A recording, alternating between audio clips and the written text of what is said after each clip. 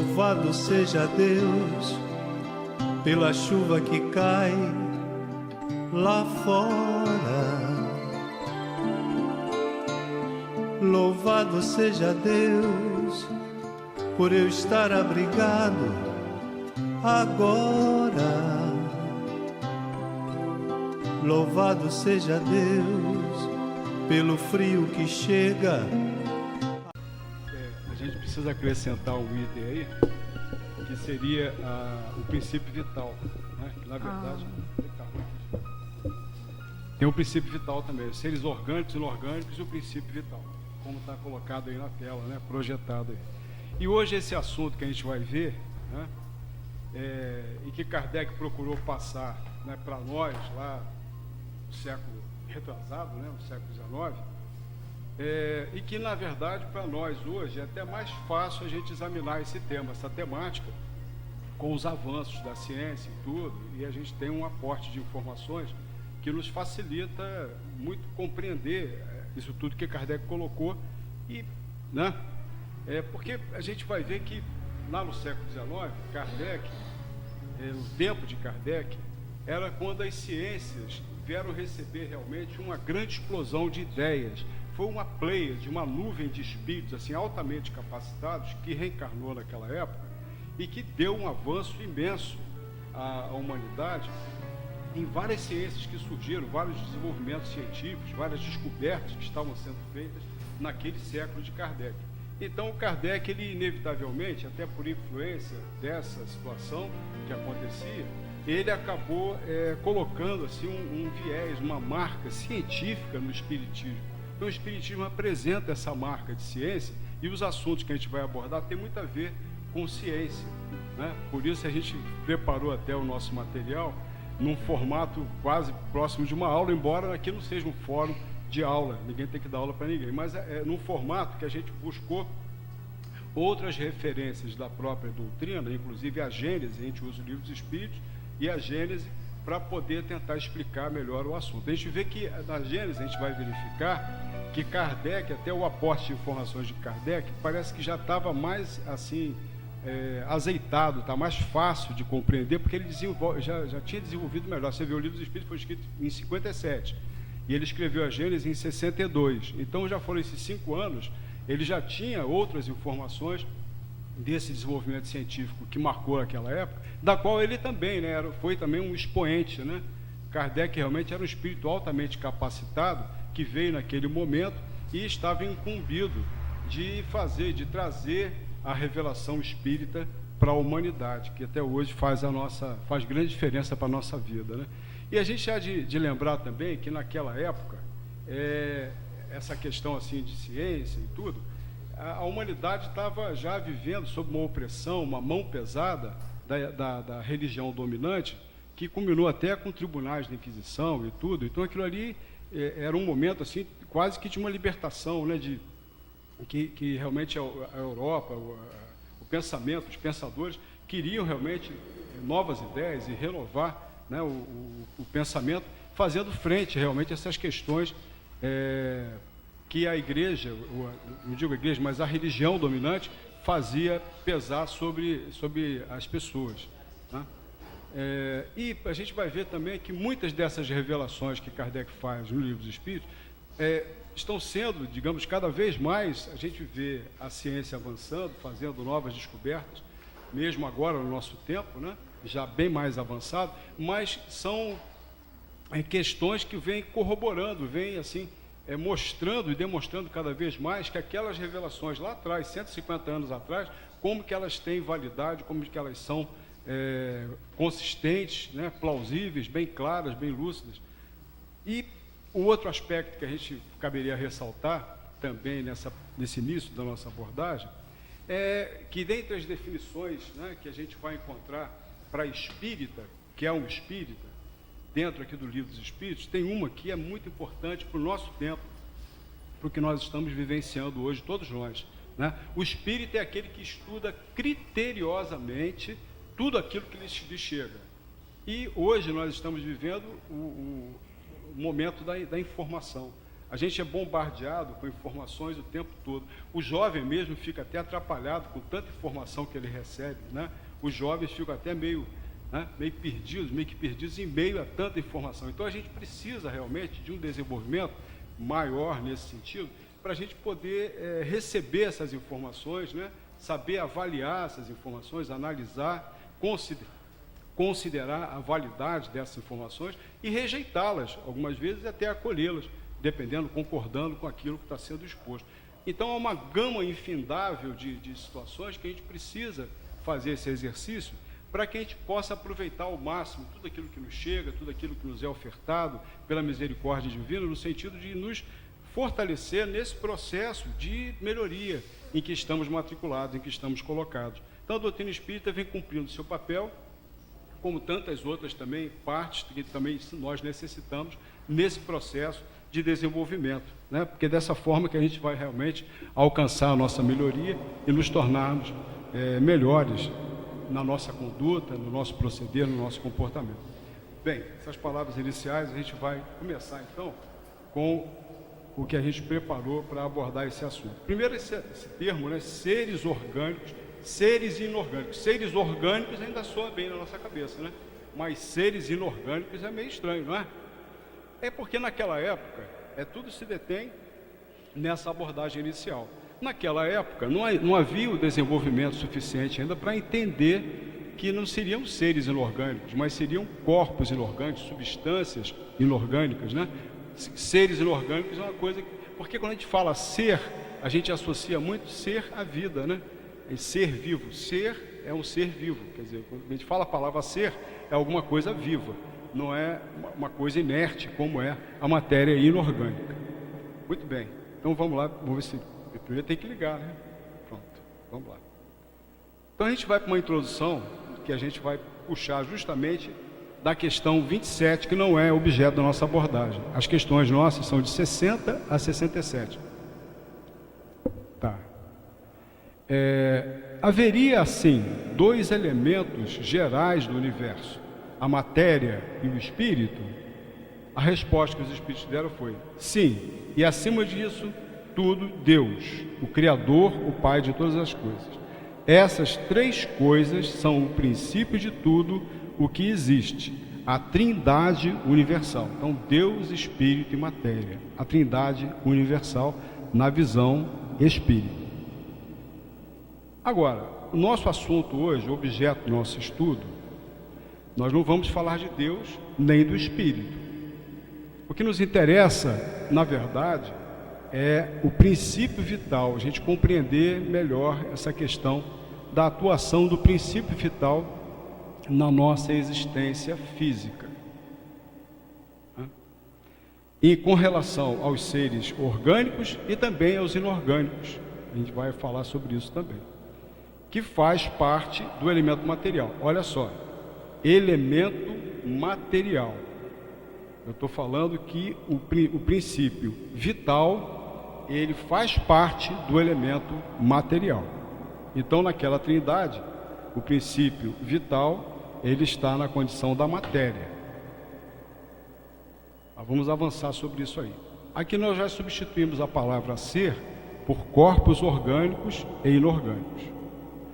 Então, os seres orgânicos são os que têm em si uma fonte de atividade íntima que lhes dá a vida. Quer dizer, essa definição está bem clara, está bem assentada, né? Mesmo, digamos, na questão da ciência, num processo ainda inicial, lá no século XIX, não tão desenvolvido quanto hoje, mas essa definição ainda é bem válida para a gente entender isso.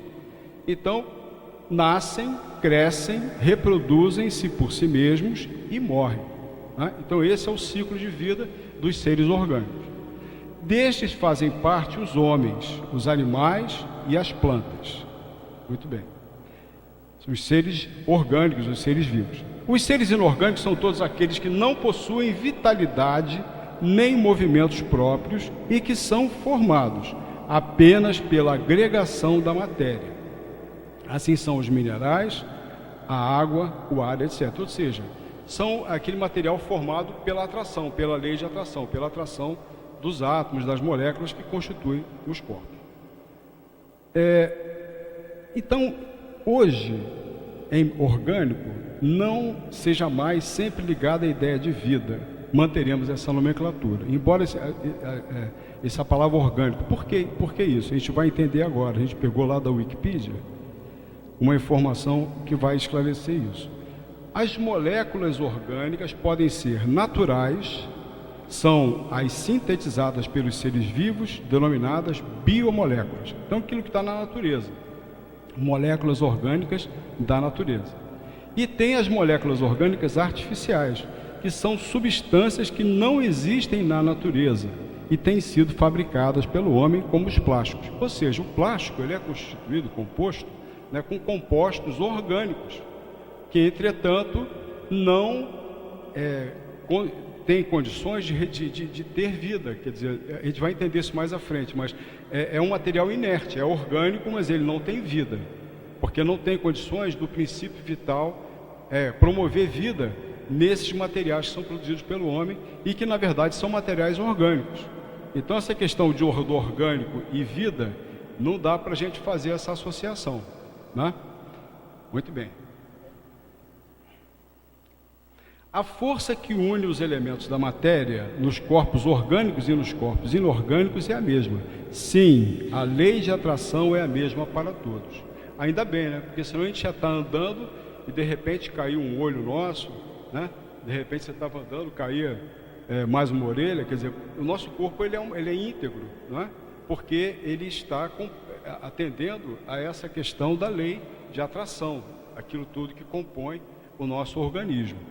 Tem mais coisas sobre isso, mas por enquanto vamos ficar nessa ideia, né, de que a força que une os elementos da matéria nos corpos orgânicos e corpos inorgânicos é a mesma. Sim, a lei de atração é a mesma para todos. Embora a gente saiba, para a gente chegar nesse corpo, né, essa condição, dessa estrutura física que compõe o nosso corpo, que a gente utiliza enquanto em trânsito aqui na Terra, o corpo é uma maravilha, né? Então existe toda uma outra questão aí que está associada a isso aí, que tem o perispírito, tem todo um processo aí que decorre disso, mas a gente não vai entrar nesse ponto hoje.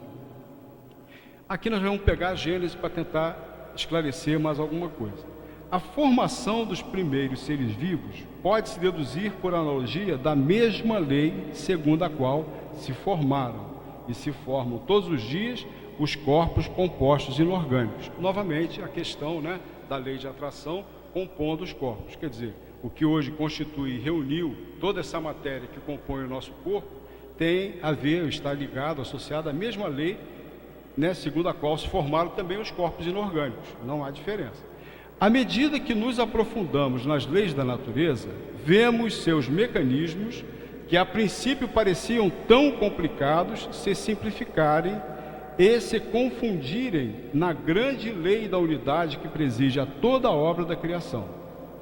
Isso ficará melhor compreendido quando tivermos dominado o conhecimento da formação dos corpos compostos inorgânicos, que é o primeiro degrau para a compreensão da formação dos seres vivos. Então Kardec já aponta, na verdade, por questões que iam ser resolvidas mais à frente. Os próprios espíritos falam sobre isso, que tem muito assunto que foi revelado, muitos pontos que foram colocados pelos espíritos lá 150 anos atrás, que dependeriam de um avanço científico, de um desenvolvimento da ciência para poder explicar melhor.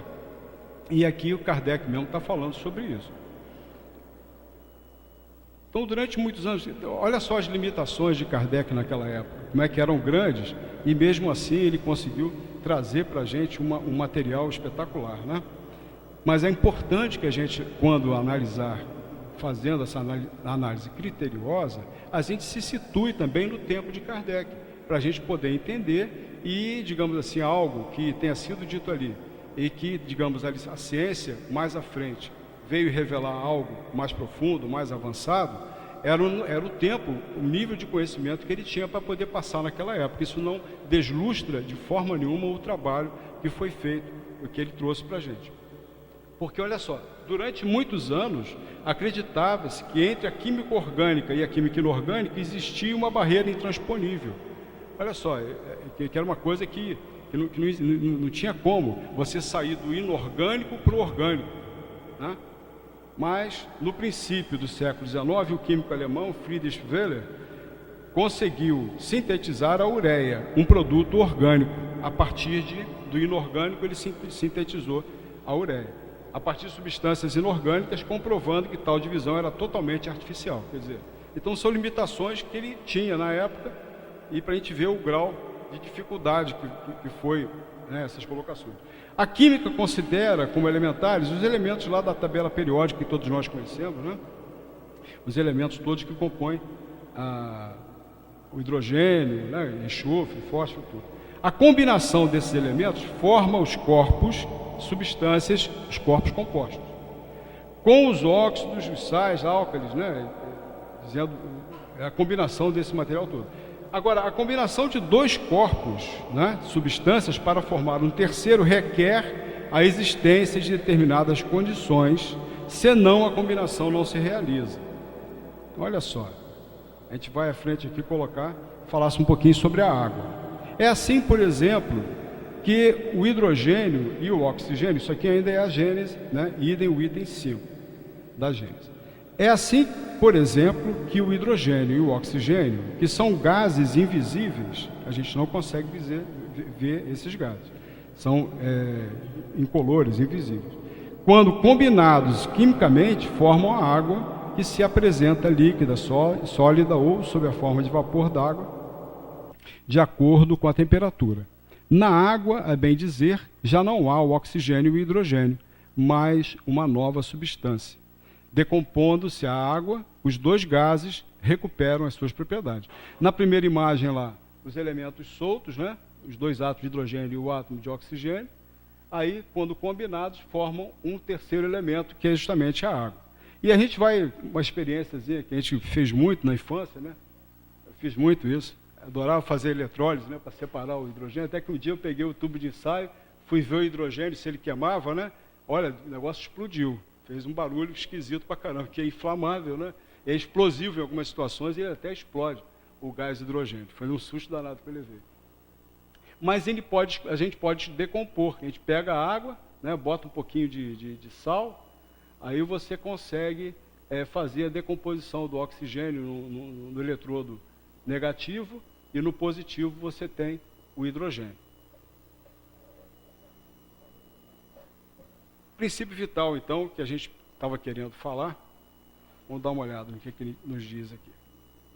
A diferença entre a matéria dos corpos orgânicos e a dos inorgânicos, a matéria é sempre a mesma, porém, nos corpos orgânicos, ela está animalizada.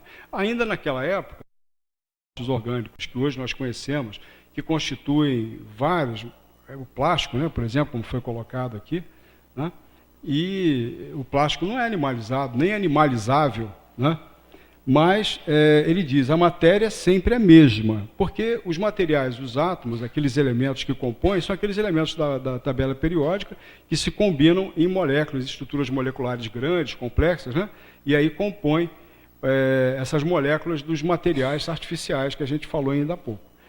Então a matéria sempre é a mesma, porém nos corpos orgânicos ela está animalizada. E qual é a causa dessa animalização da matéria? É a sua união com um princípio vital. Bem, agora tem um esqueminha que a gente vai colocar aqui. A matéria, né, como a gente conhece, mais o princípio vital igual a matéria animalizada. Animalizada e intelectualizada é a mesma coisa. Esse assunto é bastante complexo para ser falado até numa reunião. Não dá nem porque a complexidade disso aqui é muito grande. Mas, em linhas gerais, para a gente poder entender, matéria e princípio vital, você tem a matéria animalizada. Aí você pega, é necessário, aqui, um outro ponto aqui, na resposta ao item 25, Kardec vai falar o seguinte, é necessária a união do espírito e da matéria para intelectualizar a matéria. Ou seja, você tem a matéria animalizada, que ela está, digamos, envolvida pelo princípio vital, mas o princípio espiritual, né? Esse espírito aqui está colocado até com letra minúscula, propositalmente. Quando a gente fala princípio espiritual, o reino vegetal, o reino animal, E o reino hominal, você tem o princípio espiritual atuando junto com a matéria animalizada. Né? Aqui você tem essa situação. Mas a letra minúscula significa, porque no Livro dos Espíritos, em toda a codificação, quando aparece o E maiúsculo, ele se refere ao espírito, né, já na condição hominal.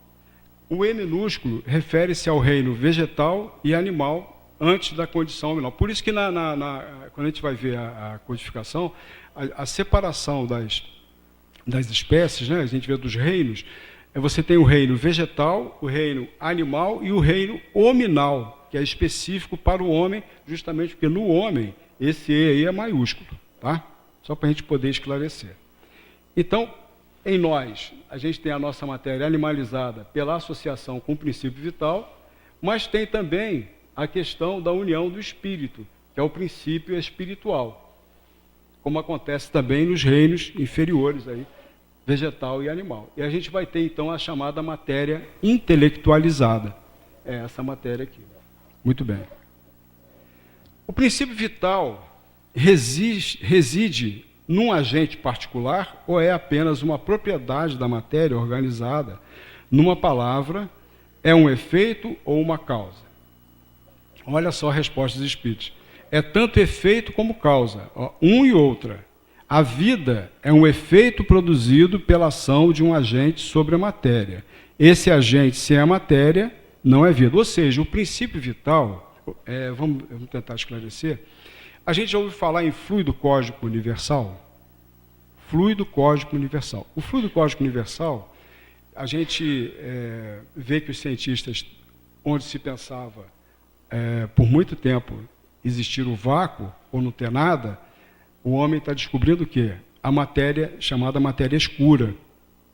E a matéria escura, que é observável apenas por instrumentos, por equipamentos assim, muito sofisticados. Mas eles estão descobrindo no universo que a matéria escura, que só é observável através desses equipamentos, ela pesa muito mais do que o universo visível, do que aquilo que a gente pode ver. Ou seja, a matéria escura, ela tem uma massa de 2/3 da massa do universo. O que a gente vê é apenas 1/3 da massa visível, da massa do universo. Né? Não sei se ficou meio confuso isso. Mas aí a gente está vendo que tem muito mais do que a gente pode imaginar, e ainda muito mais quando a gente fala do fluido cósmico universal. Porque o fluido cósmico universal é como se a gente estivesse mergulhado dentro de um oceano imenso de fluido cósmico. A gente está mergulhado nesse oceano.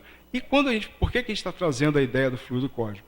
Que no fluido cósmico, imerso no fluido cósmico, existe essa matéria, vamos dizer, com uma propriedade muito especial, que é o princípio vital. Então, o princípio vital, ele está nesse fluido cósmico universal, que é o fluido que tudo que a gente conhece em termos do físico, do material, deriva de transformações desse fluido cósmico universal. São transformações variadas que esse material sofre, né? Que vem promover o que a gente conhece como matéria. E outras matérias também que a gente nem sabe ainda, que talvez existam em outros planetas, em outros níveis, aí, em outros planos. Mas vamos prosseguir aqui. O assunto é meio complicadinho, mas a gente vai tentar descascar aqui. A vida é um efeito produzido pela ação de um agente sobre a matéria. Esse agente sem a matéria não é vida. Ou seja, o princípio vital não é vida. Ele promove a vida, ele é um agente vital. Ele não é a vida. Ele depende de interagir com a matéria para promover a vida. Ou seja, a vida nele está em potencial. Ele é um fator assim que faz desenvolver a vida, mas ele não é vida. Assim como a matéria não pode viver sem esse agente. Quer dizer, a matéria orgânica, né, no caso aí, não pode viver sem o intermédio desse agente. Ele dá a vida a todos os seres que o absorvem e o assimilam. Todos os seres, ele está falando de seres aqui de novo, vamos colocar seres orgânicos e inorgânicos. Todos os seres alguns não têm vida. Por que alguns não têm vida? Porque alguns seres, ou alguns corpos, ou algumas substâncias que existem na natureza, ou mesmo artificiais, criadas pelo homem, não têm condição de absorver esse princípio. Então, portanto, não tem como desenvolver vida. A questão do reino mineral, né? Ali não tem condições de desenvolver vida, porque não há condições naquele meio de haver a fixação, a absorção, né, a assimilação do princípio vital que vai suscitar a vida e promover a vida. Aí a gente tem um esqueminha que a gente vai colocar para a gente tentar facilitar esse entendimento. No primeiro momento, existe por si só o princípio vital, né? E é absorvido na encarnação. E aí aparece um outro conceito ali, o fluido vital, né? Você tem o princípio e o fluido vital. O fluido vital que é o fluxo, né, que a gente precisa manter para manutenção da vida também. Mas vamos lá, vamos prosseguir aqui. Ou é por aqui o princípio vital promove a vida? Ou, num segundo momento, é o estado desenvolvido pela encarnação gerado pelo funcionamento dos órgãos. Porque depois, veja bem, está formando um corpo, né, e de uma encarnação. A gente está chegando aqui no nosso planeta, lá no ventre materno, e a gente está nascendo. Então, naquele momento, antes disso, até na formação do feto e tudo, mas vamos dizer, naquele momento a gente está nascendo, está chegando aqui no mundo. Então, houve ali na gestação e continua naquele momento do nascimento, uma atuação do princípio vital, né, que em conjunto com o perispírito, o espírito e tudo, veio dar forma àquele corpo, né, que nós vamos utilizar, que aquele espírito vai utilizar nessa encarnação. E ele está cheio de quê? Ele foi acionado naquele momento da gestação, daquele processo todo que houve da multiplicação das células e a formação do corpo, né, do bebezinho. Ele estava o quê? Envolvido por uma ação do princípio vital, que promoveu a vida. Então já existia aquela vida intrauterina que foi até acontecer o nascimento. Aí, mesmo dentro do ventre materno, já estava acontecendo aquele outro momento ali, o 2. É o estado desenvolvido pela encarnação gerado pelo funcionamento dos órgãos. Tudo bem que o bebê ali já estava com seus órgãos de formação e já estava também se alimentando de sua mãe. Mas depois que ele nasce, o estado desenvolvido pela encarnação gerado pelo funcionamento dos órgãos. Quer dizer, o funcionamento dos órgãos é que vai dar sustentação para a vida, né? Então, o fluido vital que está colocado ali, ele vai ser produzido pelo metabolismo corporal. O nosso metabolismo, a nossa respiração, né, a nossa assimilação de água, de alimento. Aqui existe toda uma organização, toda uma série de órgãos que vai promover a retirada dessas substâncias do fluido vital que a gente necessita para manter e sustentar a vida.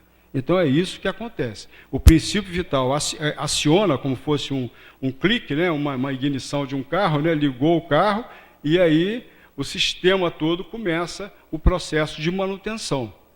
Até quando? É uma etapa que vai ser vista na próxima semana, daqui a 2 semanas. Tem a parte seguinte que vai falar sobre a morte, né? É um outro momento ali. Mas vamos lá. Aí, novamente, aquela pergunta que foi colocada ali. É efeito ou causa? Né? É o caso 1, princípio vital que gera a vida, ou é a vida que gera, o que mantém e sustenta o princípio vital? Aí, é uma e outra, né?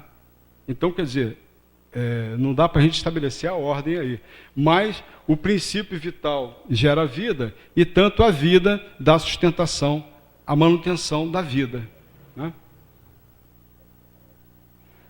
Então, durante a vida, a atividade do princípio vital é mantida pela ação do funcionamento dos órgãos. Acho que isso aí ficou claro, né? Do mesmo modo que o calor gerado pelo movimento da rotação de uma roda. Isso aí, você vê que a analogia é meia falha, né? Mas é o calor gerado pelo atrito, né? Vamos dizer assim, da roda, da rotação de uma roda. Com a morte, cessada a ação dos órgãos, o princípio vital se extingue, assim como o calor, quando a roda deixa de girar. Então, a morte, na verdade, ela vai acontecer quando? quando o nosso aparelho orgânico, o nosso corpo, não tiver condições, né, na sua organização, na ação dos nossos órgãos, para a sustentação da vida, para a sustentação desse princípio vital. Ou seja, não há condições mais de manutenção da vida. É o carro, digamos, aí que está parando porque acabou a gasolina, é a pane seca, né? Ou deu uma pane qualquer, pronto, começou a dar problema na parte elétrica, e papapá, pronto. O carro apaga e não há condições mais dele continuar andando, continuar em movimento. Mas o efeito produzido por esse princípio vital sobre o estado molecular do corpo subsiste, mesmo depois da extinção desse princípio. O que ele quer dizer com isso? Você pega um corpo de um cadáver, né, um cara recém-desencarnado.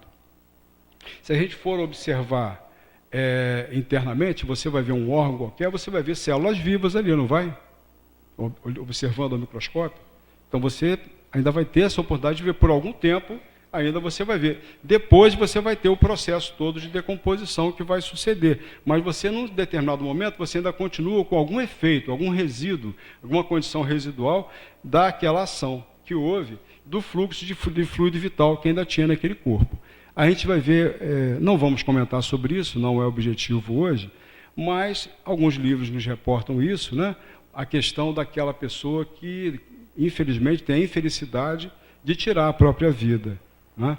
E quando faz isso, o que ele está fazendo? Está interrompendo com um processo de uma programação que foi, né, desenvolvida, elaborada, trabalhada no plano espiritual, que foi tutelada por espíritos que acreditaram realmente naquela proposta para aquela existência, e muitas vezes todo esse projeto, todo esse esforço, que na verdade tem a marca da misericórdia divina, né, é o Pai nos ofertando nova oportunidade, e muitas vezes por uma decisão infeliz, aquele espírito vem e dá cabo da própria existência. Ou seja, interrompe todo um processo de uma programação. E isso, muitas vezes, pode trazer repercussões muito sérias no sentido da dificuldade da desencarnação, porque a gente fala da morte como fenômeno nesse sentido de haver um colapso, digamos, do funcionamento da nossa organização, e você não tem como metabolizar mais,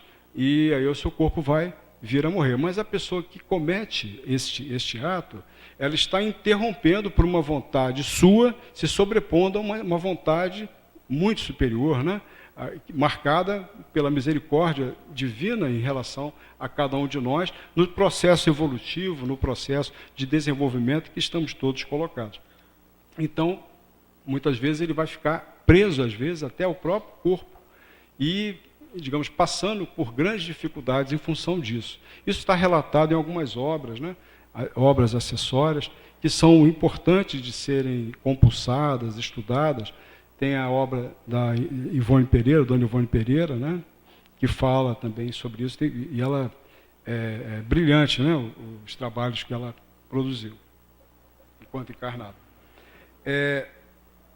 Mas o efeito produzido por esse princípio vital sobre o estado molecular do corpo subsiste mesmo depois da extinção desse princípio, assim como a carbonização da madeira subsiste após a extinção do calor. Aí fica lá a brasa, né?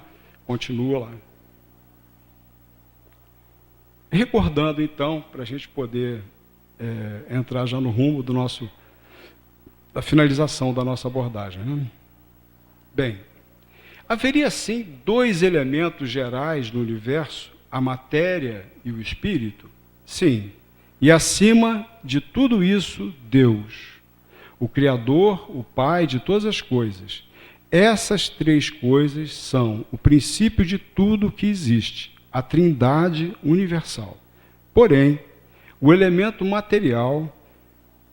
elemento material é necessário acrescentar o fluido universal, que desempenha o papel de intermediário entre o espírito e a matéria propriamente dita, muito grosseira para que o espírito possa exercer uma ação sobre ela. A gente fala sobre o perispírito nesse processo, mas também o fluido cósmico universal é como fosse, como falamos há pouco, como se nós estivéssemos mergulhados num oceano de fluido cósmico universal.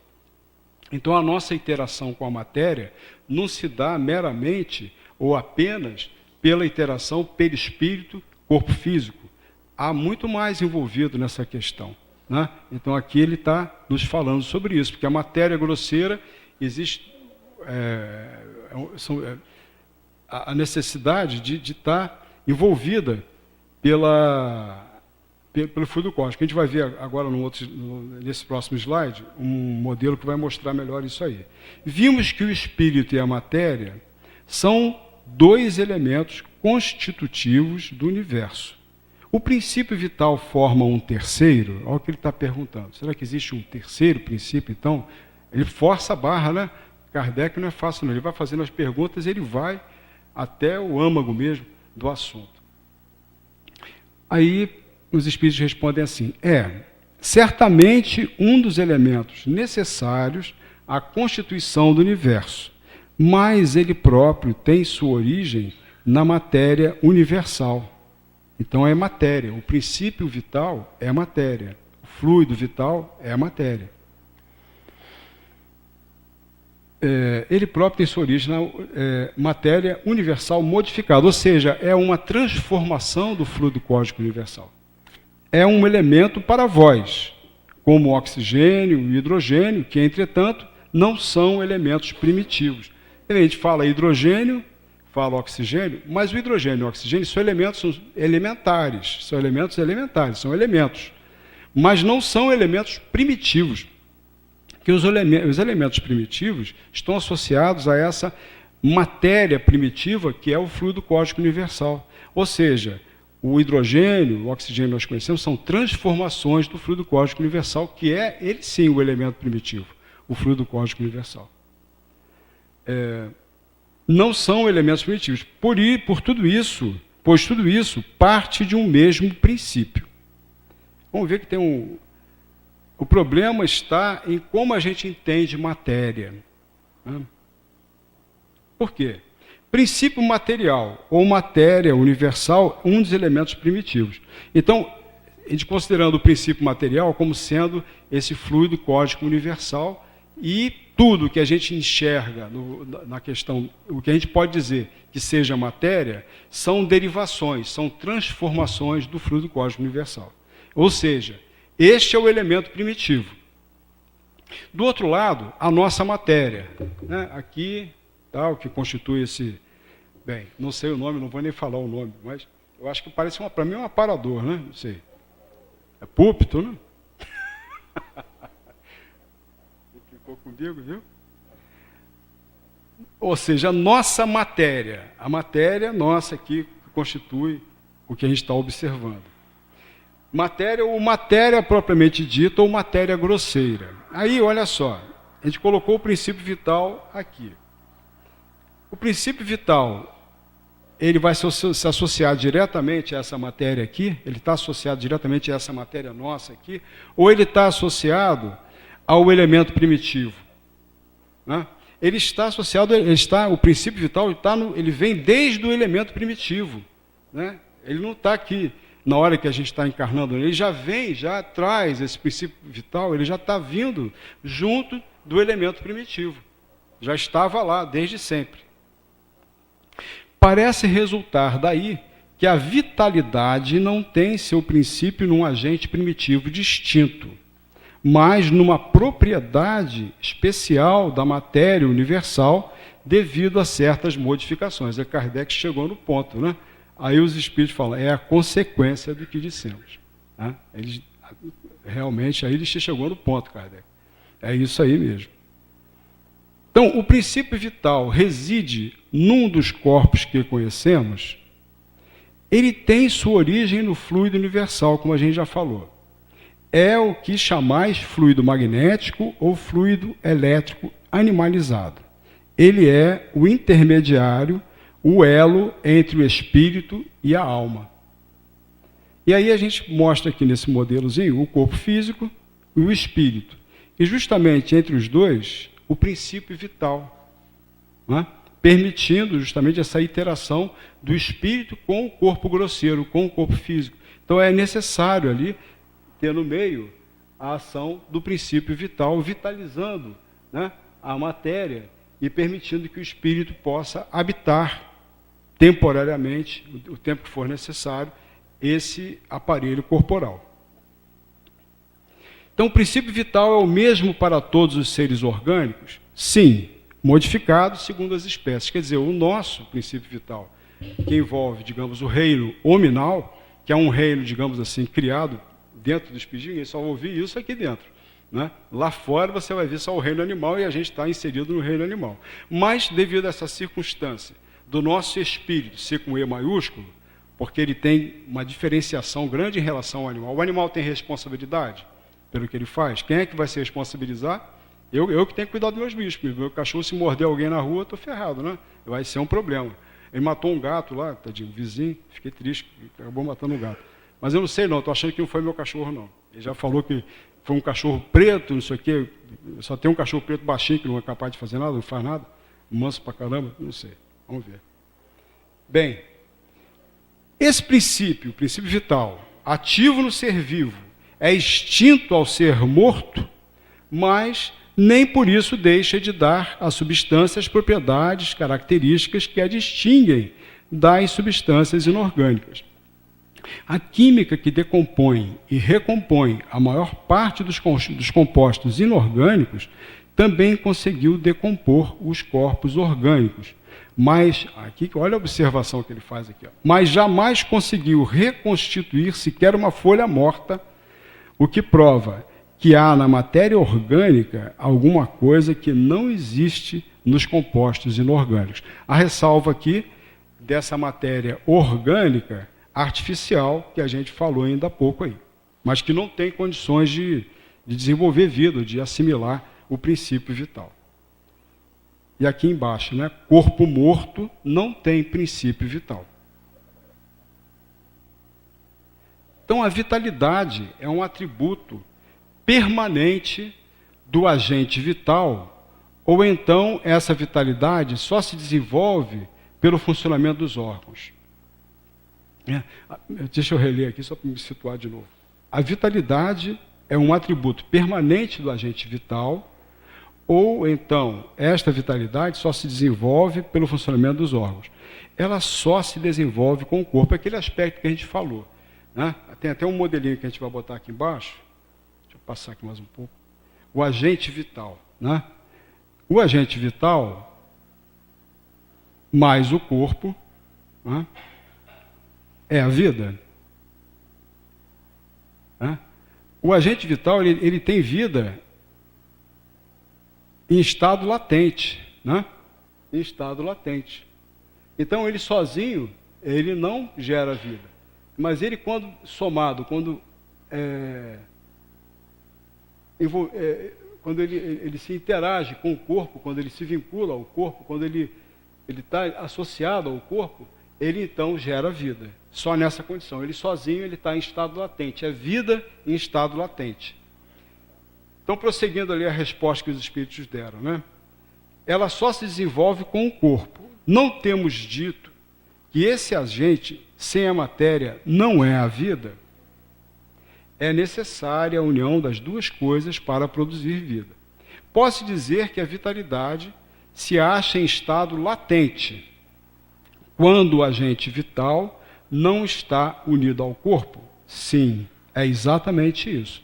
Então, o agente vital que está disperso em todo o fluido cósmico universal, né?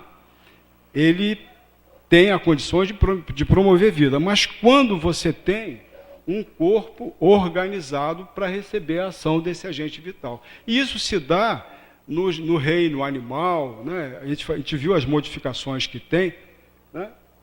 Existe um corpo específico para abrigar o espírito, com E maiúsculo. Nós, né? O espírito humano, o espírito, como a gente conhece. Agora, para outros corpos, né, mais simples, outros aparelhos mais simples, eles estão adequados para receber. Por isso que a questão da metempsicose, vocês já ouviram falar da metempsicose.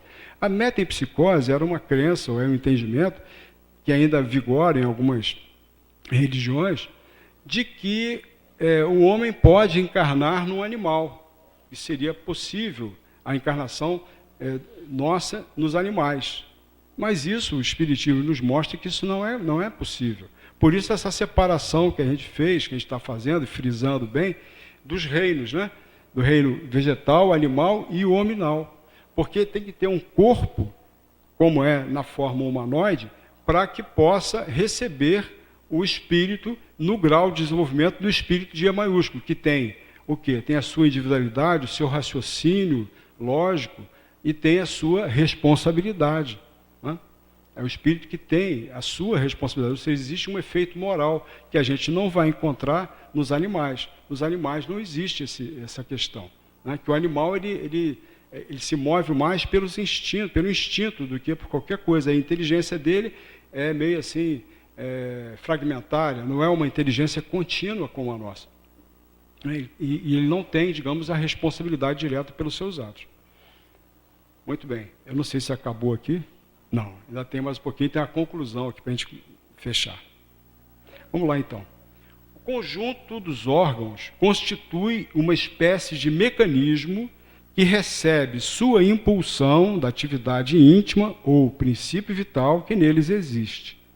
O princípio vital é a força motriz dos órgãos, dos corpos orgânicos, ao mesmo tempo que o agente vital dá impulsão aos órgãos, a ação dos órgãos entretém e desenvolve a atividade do agente vital, quase como o atrito desenvolve o calor. Quer dizer, uma coisa, eles são interdependentes, né? Existe aquele momento que fosse, como dissemos, né, a questão da partida, do momento em que o princípio vital, ele inicia o processo e eclode a vida. E a partir daí, aquele corpo que, digamos, está vitalizado, que adquiriu vitalidade, ele começa, então, num processo de manutenção e sustentação da vida. Isso acontece em todos os reinos, aí, vegetal, animal e hominal. É dessa forma. E aí, prosseguindo esse raciocínio de Kardec, a gente vai fechar aqui com mais a Gênese também nos apoiando aqui nesse assunto. Tomamos como termo de comparação o calor desenvolvido pelo movimento de uma roda. Entretanto, seria mais exato dizer que na combinação dos elementos para a formação dos corpos orgânicos desenvolve-se eletricidade. E realmente, né, o nosso corpo é uma pilha. Há muito tempo já se demonstrou isso, né?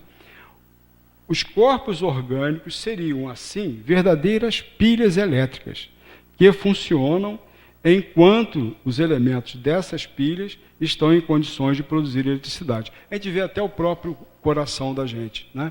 O nosso coração, quando a gente sofre um infarto, alguém que sofre um infarto, existe uma região do coração que, se atingida, né, ou ter porque o que acontece? O infarto é uma dificuldade de circulação de sangue, né, no próprio coração, devido a algum problema de entupimento, estenose das artérias, alguma coisa assim, e você vai ter uma dificuldade qualquer numa região do coração que vai ficar com pouca irrigação.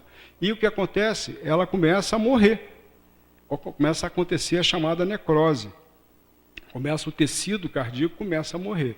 Dependendo da região do coração que acontecer isso, se for uma região que tem mais terminações nervosas naquele ponto, o comprometimento do órgão pode ser muito maior. Então você vê que a questão da eletricidade, como é que tem uma importância grande, né, no funcionamento dos nossos órgãos, como é que isso é sério, né? Então, dependendo da região, a coisa pode ser mais barra, como também pode ser mais simples se pegar em outra área, né? Os corpos orgânicos seriam, assim, verdadeiras pilhas elétricas que funcionam enquanto os elementos dessas pilhas estão em condições de produzir eletricidade, né? Ele está fazendo uma associação com eletricidade, de repente fica até mais fácil para a gente entender, né? É a vida. E que deixam de funcionar quando aquelas condições desaparecem. É a morte. Aí está demonstrando aí para a gente. Quer dizer, é o aparelho, é a pilha que chegou a um ponto que não dá mais, né, para ela manter o funcionamento.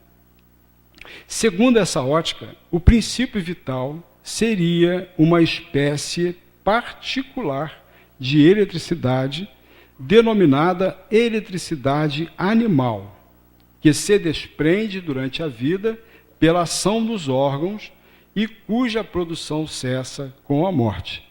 Então, novamente, a Gênese, como falamos, já a última obra, né, o fechamento da codificação, e que traz realmente uma série de sustentações, de informações, que vem corroborar todo aquele trabalho lá do início, lá do Livro dos Espíritos, para a gente poder fazer o grande fechamento, o grande desfecho nesse trabalho magistral de Kardec, né? Olha, Kardec, quando foi escrever a Gênese, ele trabalhou de uma forma incansável, incansável.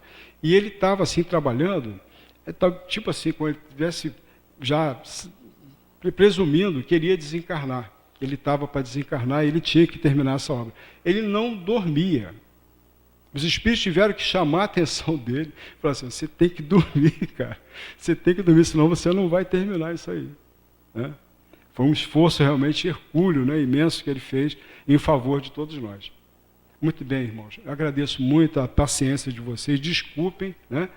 Mas o assunto, infelizmente, demandou uma abordagem nessa ordem, nessa linha, para a gente poder entender um pouquinho. Eu também ainda estou cheio de dúvida, tá?